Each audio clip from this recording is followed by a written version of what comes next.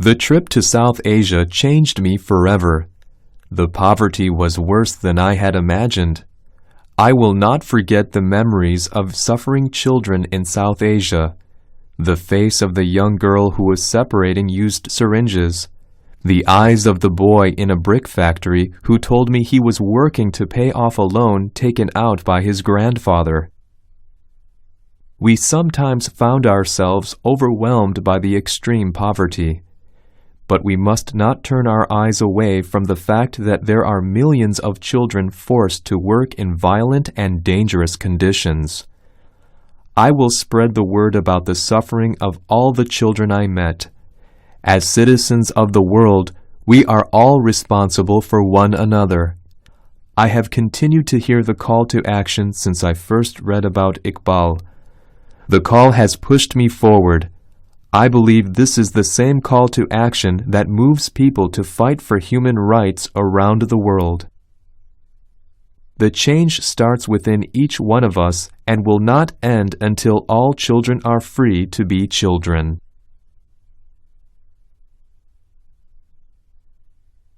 Listen carefully.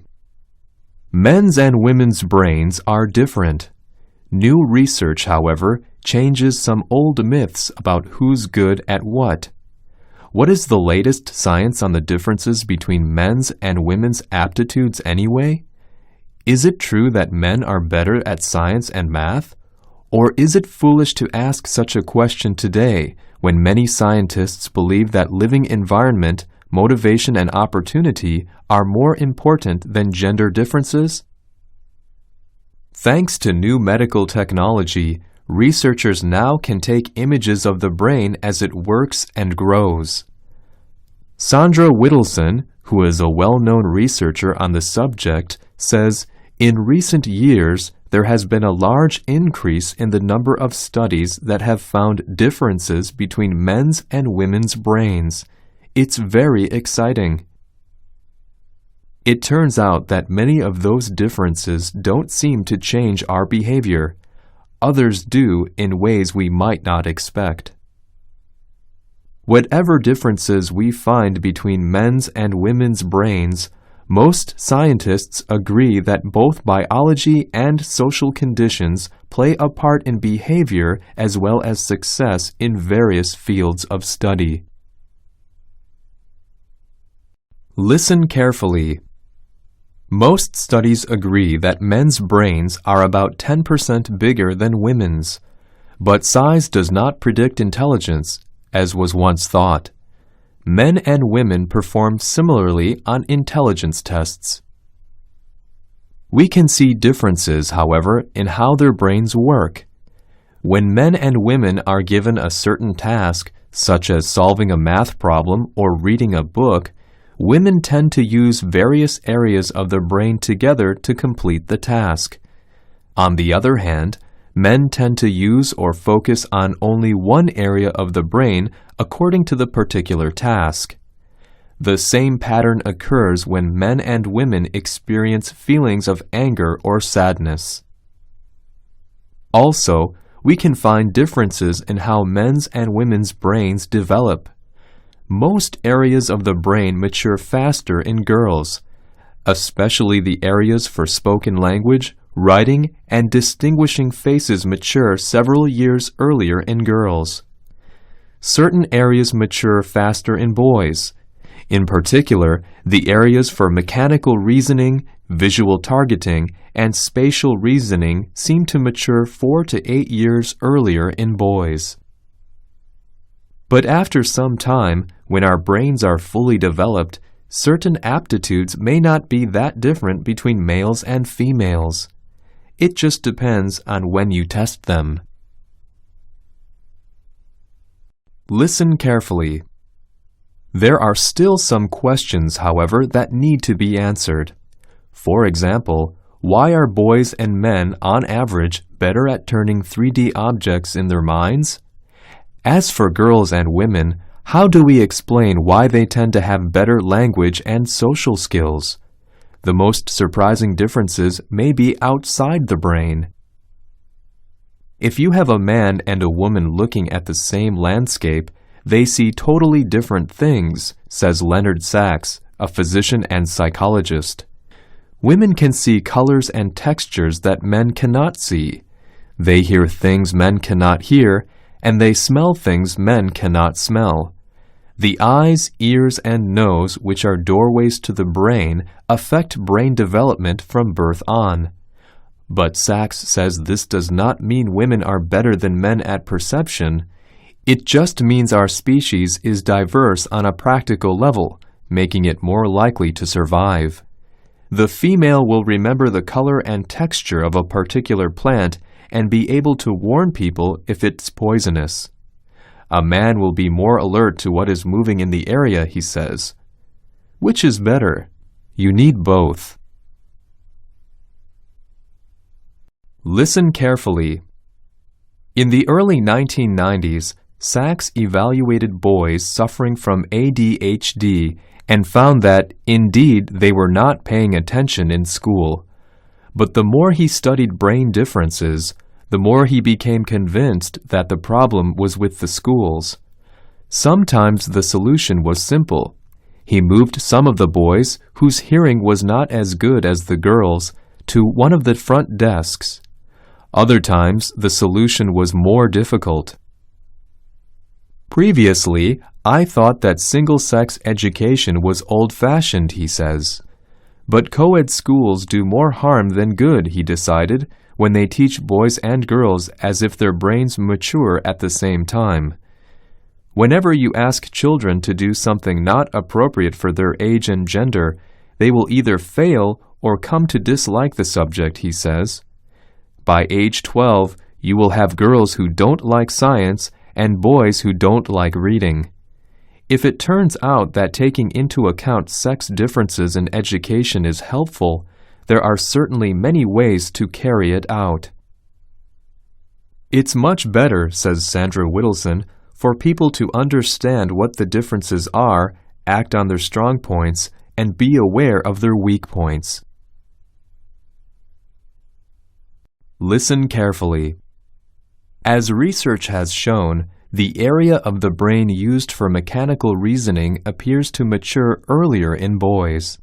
Therefore, generally speaking, young girls may have a disadvantage in learning science or mathematics in their younger days. But there is a lot of evidence that whenever young women are motivated and encouraged, they become quite good at science. Today, in Iceland and Sweden, girls perform better than boys in math and science. In Sweden, the gap is widest in the distant region in the north. That may be because women want to move to the big cities farther south where they would need to compete for high-tech jobs, says a Danish professor. Men are focused on local hunting, fishing, and forestry opportunities. How can we explain a survey that found 8th grade girls performing better than boys in math in 22 countries, with boys outscoring girls in only 3 nations? The answer may be difficult to find, but as one teacher in Iceland puts it, there may be differences between the genders, but by far what's most important is motivation, not aptitude. It may also be about expectations, encouragement, and above all, individual effort. Listen carefully. Mr. Speaker, I rise today with a heavy heart.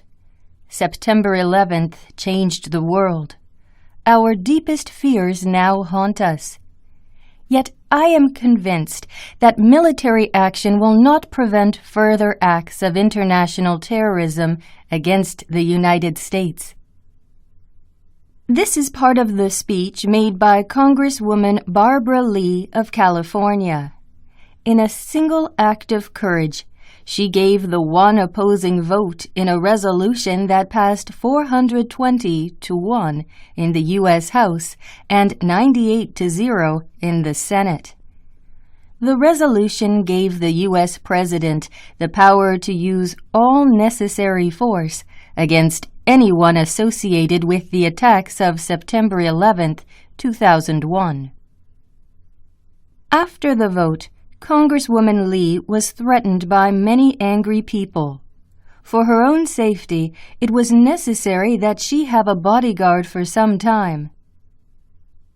Some people in the media compared the attacks on the World Trade Center and Pentagon to Japan's attack on Pearl Harbor on December 7, 1941. And they remembered one woman's name, Jeannette Rankin. Listen carefully. After Japan's attack, Congress members voted for or against going to war. That vote, too, had one lone dissenter out of 471 members of both houses, Jeannette Rankin, a lifelong pacifist and feminist. Before voting, Rankin had listened to many wild, emotional speeches by other members of Congress. Americans were angry at the surprise attack. The only thing the Congress members had in mind was when to start the war against Japan. War fever dominated both houses. But this did not influence Rankin. For more than 20 years, she had worked hard for world peace. She wanted to make it clear that war is wrong. She rose slowly and said, "As a woman, I can't go to war, so I refuse to send anyone else." The moment she voted no, several congresspeople in the hall shouted insults at her. She was called a weak woman and a disgrace to America. When she stepped out of the room, she found the hall full of angry people. They crowded around her, crying out, "Change your vote!" Listen carefully. In fact, this was not the first time Rankin voted against a declaration of war. In August 1914, World War I broke out in Europe. It was a terrible conflict, and for quite some time, most Americans felt that the United States should stay out of a European war. Then, in April 1915, Germany announced that it would attack any ship traveling to and from Britain. In May of that year, a passenger ship, the Lusitania, was attacked. Nearly 1,200 people died, including many Americans. Public opinion began to change toward helping Britain and France in the war. 2 years later, on April 2, 1917, President Wilson called upon Congress for a declaration of war. Before the vote, Jeannette sat silently. Then she rose and gripped the chair in front of her. Finally, lifting her eyes, she said softly, "I want to stand by my country, but I cannot vote for war. I vote no."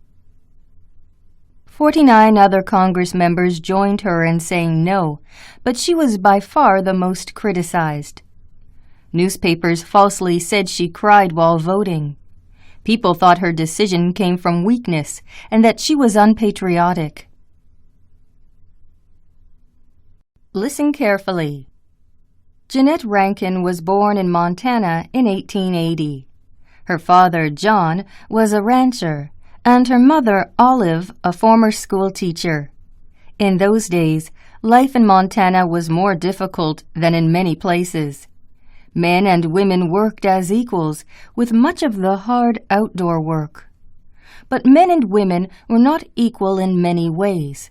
For instance, at election time, women were not allowed to vote. After Rankin graduated from college in 1902, she became a social worker for the poor. In 1910, while living in Seattle, she met a group of people working for women's voting rights. She became involved in their movement. After months of hard work, women gained the right to vote in Washington state. When she returned to Montana, she gave speeches for women's rights throughout the state. Thanks to years of effort by Rankin and others, Montana women were finally allowed to vote in 1914. Rankin was encouraged by these events. She wanted to work for the welfare of women and children everywhere, and she decided to run for the U.S. Congress. Being a woman, it was doubtful whether she would be elected. In 1916, however, Jeannette Rankin did become the first woman elected to the Congress of the United States. Listen carefully. Jeannette Rankin voted against war twice. Both times, many people criticized her, but some praised her for her courage.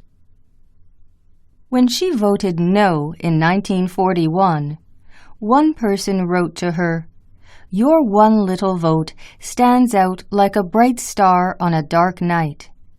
A newspaper also supported her, saying, "100 years from now, people will understand the true courage of Jeannette Rankin." She wouldn't go a step outside her belief that war is wrong. After World War II, Rankin continued to work for peace. She gave speeches throughout the world.